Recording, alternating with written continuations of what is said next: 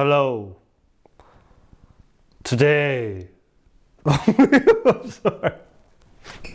It's not even good. Anyway, so a friend of mine, Troy, who I met through the Art of Documentary, more on them later, asked me if I wanted to help with this motorcycle advertisement that he was going to be doing, and I was like, yes, absolutely. I haven't gotten to work on a project like this in a while with anybody. I'm always by myself.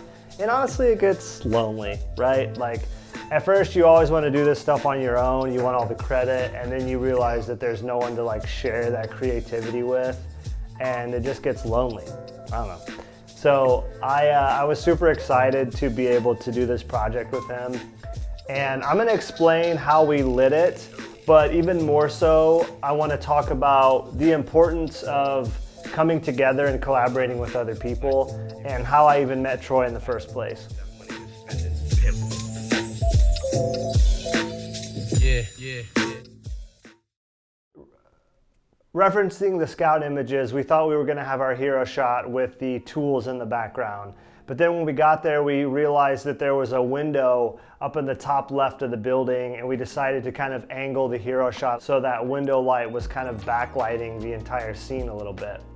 We were working with two Amaran 300Cs, a small Pavo tube, and a Lume cube. I was going into this thinking that I wanted to try to bounce the light off of the floor to have it imitate sunlight coming through a window. At first we tried to reflect it off of some bounce, and we realized that that was kind of filling in a little bit too much. So we ended up just bouncing it off of the floor.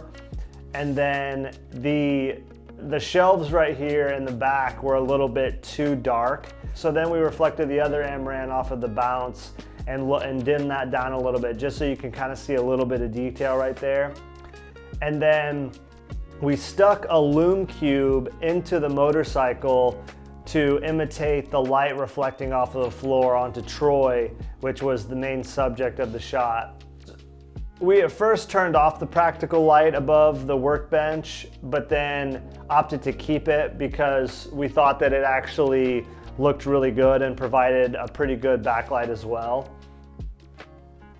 I had the idea to have the owner of the shop, Matt, grind on some metal and shoot some sparks in the background, and then have Troy's wife walk past the front of the screen to make it kind of seem like it was a busier shop instead of it just being himself. And I feel like the addition of like the sparks in the scene and just kind of, just even someone walking in front of the camera kind of made it seem like we had a larger budget than we did, because this was a lower budget project.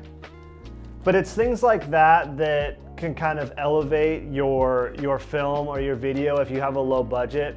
Think about like anything that you can do to kind of make it seem like more is going on, whether it be in the shot or just kind of even adding like that background ambience of like other tools and stuff rattling in the background.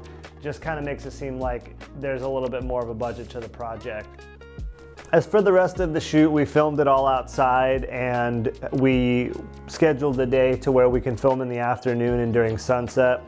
I understand that this wasn't a very technical breakdown in terms of lighting. I really wanted to discuss more so growing as a cinematographer isn't necessarily watching videos and learning lighting techniques. I do think that's important and that has its place, but for me, you have to have hands-on experience on sets and just doing projects and filming, and I know that you've probably heard that before.